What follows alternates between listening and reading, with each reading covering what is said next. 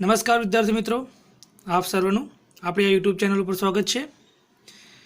તો વિદ્યાર્થી મિત્રો, આજે આપણે ધોરણ 12 ઇંગ્લિશમાં યુનિટ સેકન્ડમાં જે રીડ 1 છે અનફર્ગેટેબલ વોલ્ટ ડિઝની। અનફર્ગેટેબલ એટલે કે અસ્મરણીય વોલ્ટ ડિઝની। અને આ લેસનના જે રચયિતા છે અથવા લખનાર છે એ છે Roy Disney. Students, you may have heard the name of Walt Disney.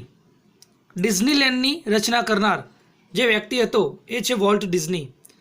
તમે મિકી માઉસના કાર્ટૂન જોયા હશે, તો એ મિકી માઉસના કાર્ટૂન એનિમેશન ફિલ્મ બનાવનાર, એનિમેશન સિરીઝ બનાવનાર જે માણસ હતો તે હતો વોલ્ટ એલિસ ડિઝની। તો વોલ્ટ એલિસ ડિઝનીની જે અસ્મરણીય વાત છે એ ત્યાં અહીંયા એનો જે ભાઈ છે રોય ડિઝની એ આ લેસનની અંદર આપણને કહી રહ્યો છે। તો first let's we get information about Walt Disney.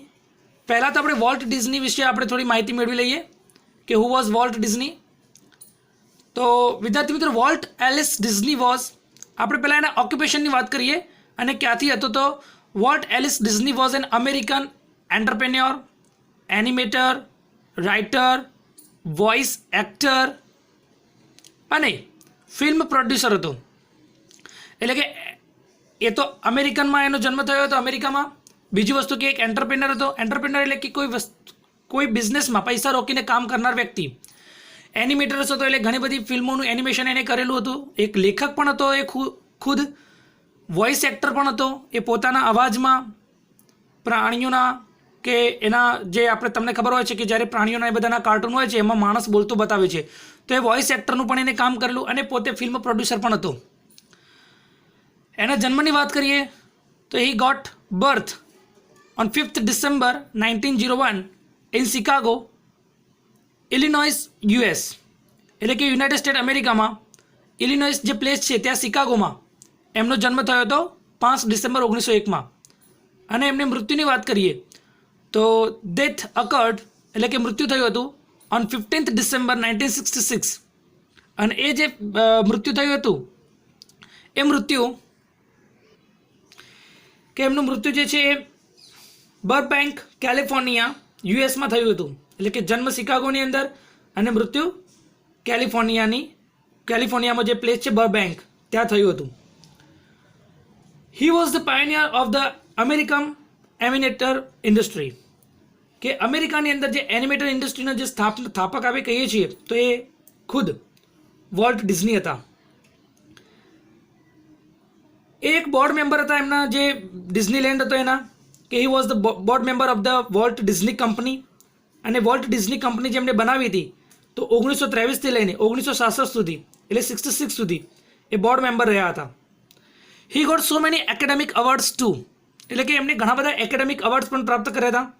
તો અવોર્ડ્સમાં જોઈએ તો 26 academic awards, 3 Golden Globe award and 1 Emmy award. એટલે કે અમેરિકાની અંદર મળતા બધા અવોર્ડ છે કે સમગ્ર વિશ્વમાં આપણે વોલ્ટ ડિઝની આજે એક મહત્વનો પરિચય વ્યક્તિ બની ગયો છે। તો વોલ્ટના જે ભાઈ છે અહીંયા આપણે જોઈ શકીએ છીએ રોય ડિઝની, એ રોય ડિઝનીએ અહીં આ લેસનની અંદર વોલ્ટનું શબ્દચિત્ર આલેખ્યું છે અને તેના સંઘર્ષ અને સફળતાની યાત્રાની માર્ગદર્શિકા અહીંયા બતાવી છે। તો વિદ્યાર્થી મિત્રો, હવે આપણે લાઇન ટુ લાઇન આ લેસનને ભણીશું અને વોલ્ટ ડિઝની કેવી રીતે પોતાના જીવનમાં સફળ થાય છે, કેટલી મુશ્કેલીઓનો સામનો કરે છે અને કેવી રીતે આગળ વધે છે એના વિશે વાત કરીશું। Okay students, so let's ready for the lesson. ચલો હવે તૈયાર થઈ જાઓ લેસન ભણવા માટે। તો આપણે લાઇન ટુ લાઇન ટ્રાન્સલેશન સમજીશું, એના જે મિનિંગ હશે મિનિંગ વિશે વાત કરીશું। My brother Walt is no more, yet his influence lingers like a living presence over the studio where he turned out the cartoons, nature films and feature movies that made him known and loved around the world।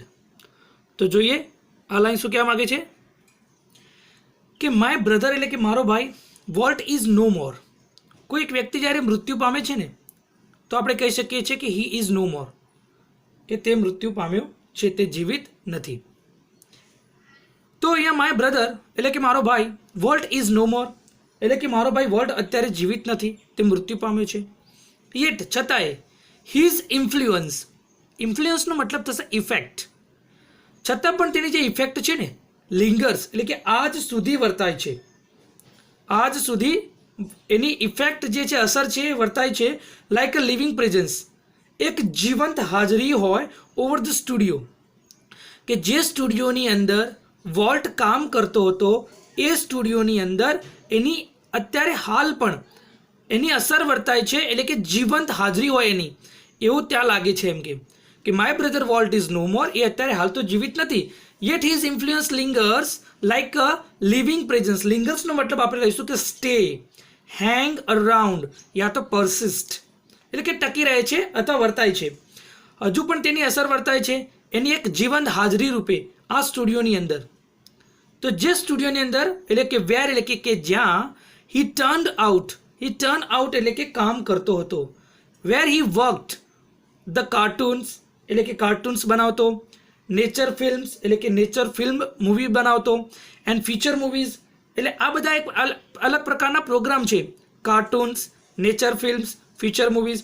તો આ બધું તે એ સ્ટુડિયોની અંદર બેસીને બનાવતો હતો, કામ કરતો હતો, અને આ જ કામના લીધે દેટ મેડ હિમ નોન, અને આ જે કામ છે કાર્ટૂન બનાવવાના, નેચર ફિલ્મ બનાવવાની, ફીચર મૂવીઝ બનાવવાની, આ જ બાબતે મેડ હિમ નોન કે તેને શું કર્યું હતું, જાણીતો બનાવ્યો હતો, ફેમસ બનાવ્યો હતો, and loved around the world, અને પ્રેમ સંપાદન કરાવડાવ્યો હતો, એટલે કે સમગ્ર દુનિયામાં પ્રેમ પ્રાપ્ત થવો.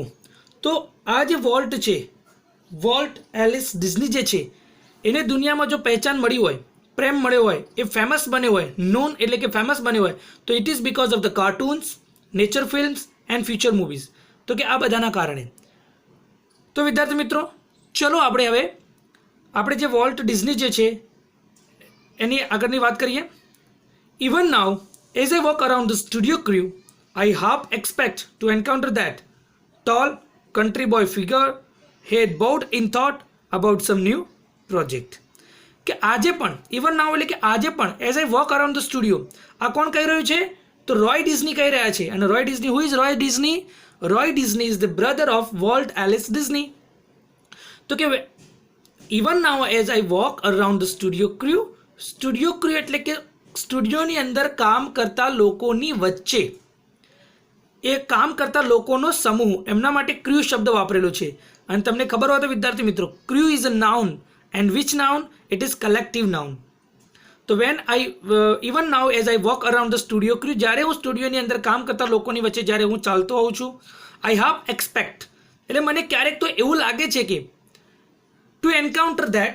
અને વિદ્યાર્થી મિત્રો અહીંયા એન્કાઉન્ટરનો આપણે મતલબ લઈશું, એન્કાઉન્ટર એટલે કે મીટ, મળવું, કમ અક્રોસ અથવા સામનો કરવો, કમ અક્રોસ અથવા મીટ એના અંગ્રેજી શબ્દ છે જેનો ગુજરાતી મતલબ થાય છે સામનો કરવો. કે મને અડધું એવું લાગે છે કે હું એક એવા વ્યક્તિનો સામનો કરી રહ્યો હોય, અથવા મને દેખાઈ રહ્યો હોય, કે મને અનુભૂતિ થઈ રહી હોય, અને પણ કેવો કોણ, તો દેટ ટોલ એટલે કે ઊંચો, બરોબર, કન્ટ્રી બોય ફિગર એટલે યાદ રાખવાનું વિદ્યાર્થી મિત્રો કે કન્ટ્રી બોય ફિગર એટલે કે દેશી છોકરો એક એમ કે. અને હેડ બોર્ડ ઇન થોટ, હેડ એટલે કે જે માથું હોય છે, બોર્ડ એટલે કે નમેલું આવું, ઇન થોટ એટલે કે વિચારમાં, કે જેનું માથું વિચારોમાં નમેલું હોય અથવા ડૂબેલું હોય, અબાઉટ સમ ન્યૂ પ્રોજેક્ટ, અને એ પણ નવા પ્રોજેક્ટ વિશે વિચારતો હોય એવું મને લાગી રહ્યું હોય છે. એમ કે ઘણીવાર જ્યારે હું એ સ્ટુડિયોની વચ્ચેથી જ્યારે હું પસાર થાઉં છું, ત્યારે મને એવું મીન્સ અનુભૂતિ થાય છે કે એક ઊંચો દેશી છોકરો, કન્ટ્રી બોય ફિગર એટલે કે દેશી છોકરો, હેડ બાઉટ ઇન થોટ એટલે કે વિચારોમાં મગ્ન હોય એવો એક વ્યક્તિ એ શું કરી રહ્યો છે, નવા પ્રોજેક્ટ વિશે હંમેશા વિચારી રહ્યો હોય એવું મને લાગતું હોય છે. વિદ્યાર્થી મિત્રો, ચલો તો આપણે અહીંયા જ્યાં વોલ્ટ ડિઝની છે એનું પિક્ચર જોઈએ કે એ એક કેવો છે, એનો ફોટો આપણે જોઈએ, અને એની એક સિગ્નેચર આપણે તમને હું બતાવું છું. તો એનો ફોટો અને સિગ્નેચર આ છે.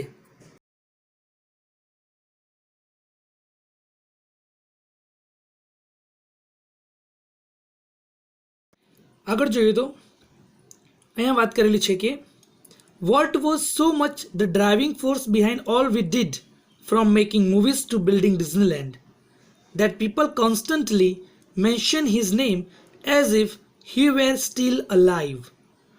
તો આ લાઇનમાં જે રોય ડિઝની છે કહે છે કે Walt was so much the driving force, એટલે વોલ્ટ કોણ હતો? તો Walt was so much the driving ફોર્સનો મતલબ આપણે લઈશું કે અમારું પ્રેરક બળ હતો. વોલ્ટ કોણ હતો? એ અમારું એક પ્રેરક બળ હતો. બિયોન્ડ ઓલ વી ડીડ, અમે જે પણ કાર્ય કરતા એ બધા જ કાર્યની બિહાઇન્ડ એટલે કે પાછળ વોલ્ટ જે છે એ અમારું પ્રેરક બળ બનતો હતો. From making movies to building Disneyland, પછી એ મૂવી બનાવવાનું હોય કે પછી ડિઝનીલેન્ડ બિલ્ડિંગ બનાવી જો અમે ત્યાં, એ હરેક કામની અંદર એ અમારો એક પ્રેરક બળ બનતો હતો. જેથી કરીને દેટ પીપલ કોન્સ્ટન્ટલી એટલે કે કન્ટિન્યુઅસલી, સદાયને માટે, મેન્શન એટલે કે આપણે કહીએ છીએ ને કે દર્શાવવું અથવા બતાવવું, બરાબર. તો કોઈ પણ પ્રવૃત્તિ હોય અમારી, ચલચિત્ર બનાવવાથી મળીને મકાન બનાવવા સુધી જે પણ પ્રવૃત્તિઓ અમે કરતા એ દરેક પ્રવૃત્તિમાં વોલ્ટ જે છે અમારું પ્રેરક બળ બનતો હતો. અને હજુ એ કે if he were still alive, એટલે કે હજુ એ હી એટલે કે વોલ્ટ વેર સ્ટીલ અલાઇવ, કે હજુ એ જીવિત ન હોય તેમ લોકો જે છે ને એ ડિઝનીલેન્ડ જે છે ને એમ એના નામનો ઉલ્લેખ સતત કરતા રહેતા હતા.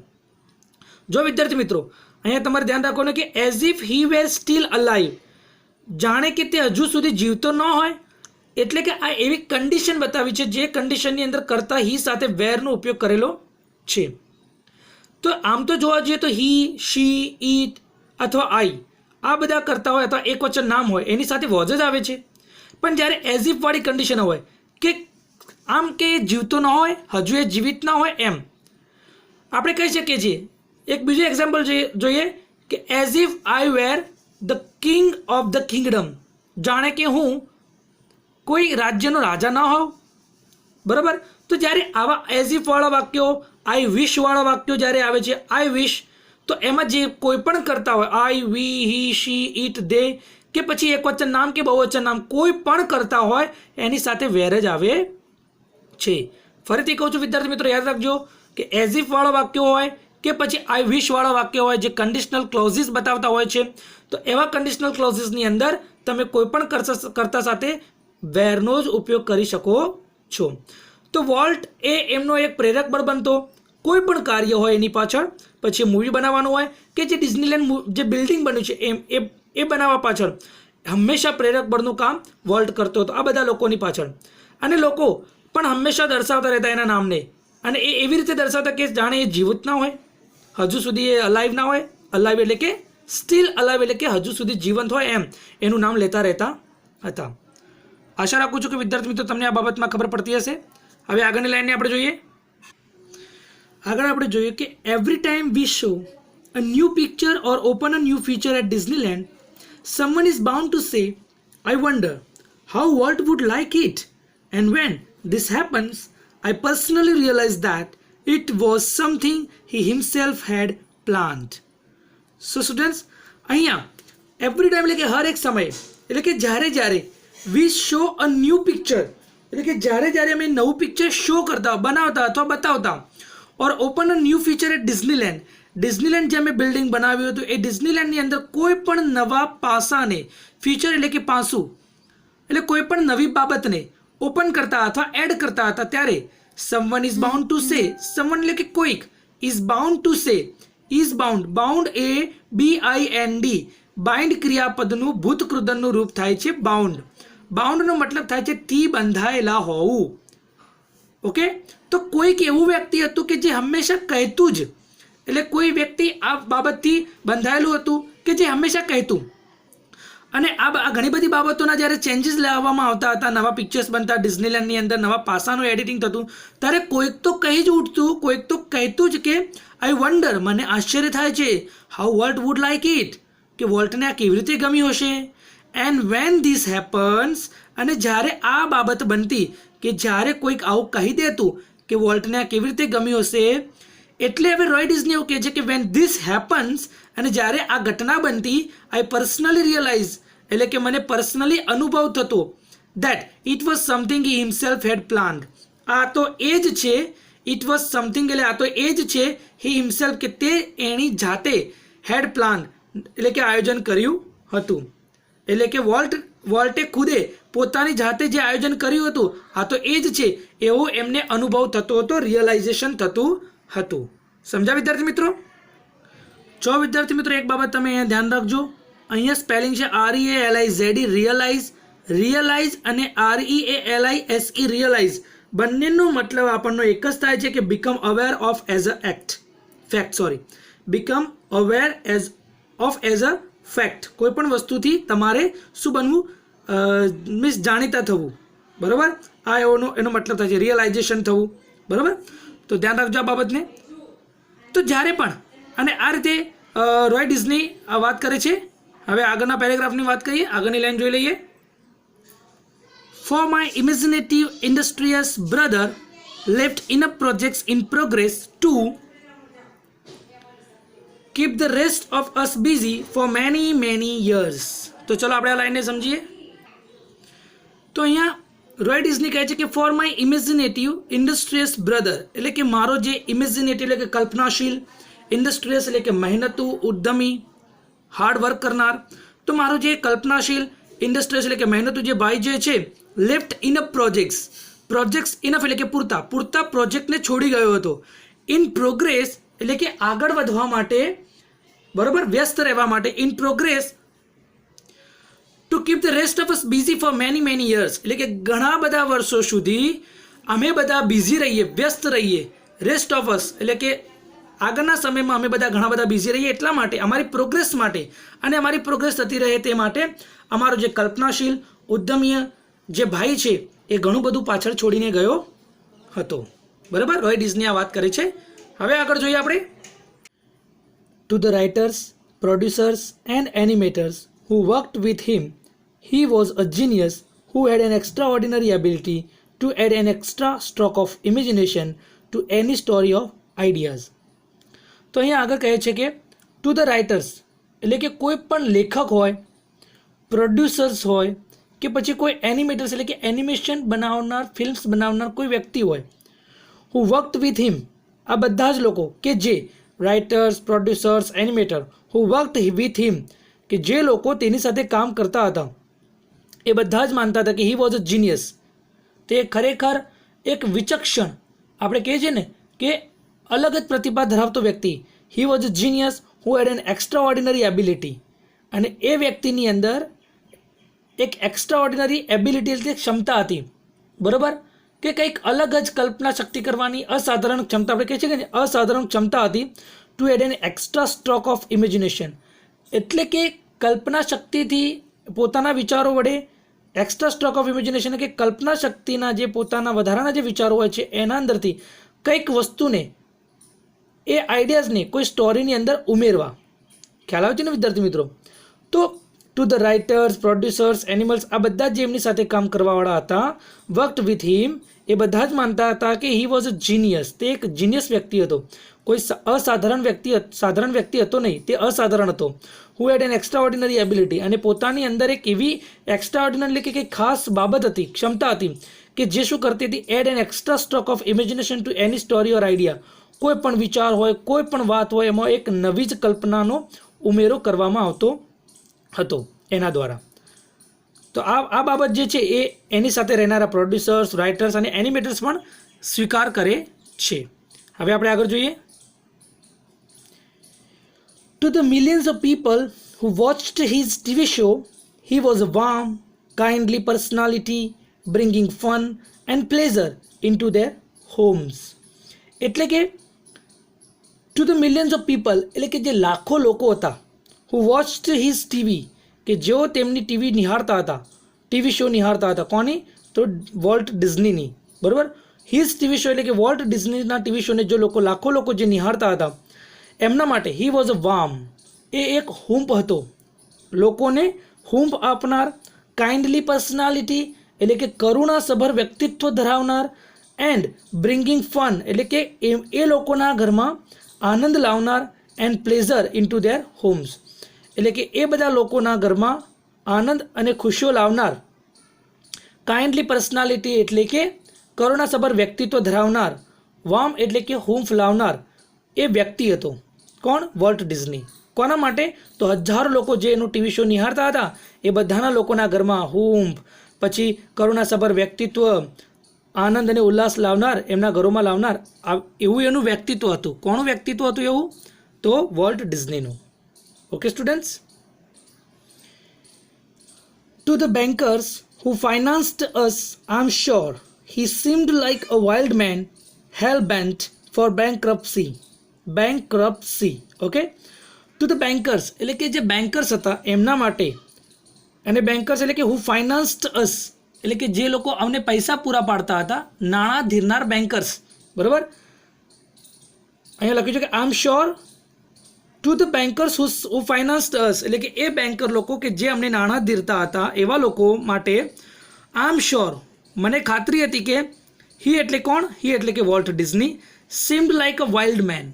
વાઇલ્ડ મેન એટલે અહીંયા કોઈ એવું, એનો મતલબ એવો નથી થતો કે જંગલી માણસ, પણ એક ઉદ્દમ વ્યક્તિત્વ ધરાવનાર વ્યક્તિ હતો કે જેને હેલ બન્ટ એટલે કે દ્રઢ નિશ્ચય કરી લીધો હતો, એટલે કે રેકલેસલી ડિટરમાઇન્ડ યા તો રિઝોલ્યુટ, આપણે કહીએ છીએ ને રિઝોલ્યુશન, કોઈ વસ્તુનો અડગ નિર્ણય લેવો, તો હેલ બેન્ટનો અંગ્રેજી મતલબ થાય છે રિઝોલ્યુટ, ઓકે, યા તો રેકલેસલી ડિટરમાઇન્ડ, નક્કી કરી લેવું. ફોર બેન્કરપ્સી એટલે ફેઇલર, ઇન્સોલ્વન્સી.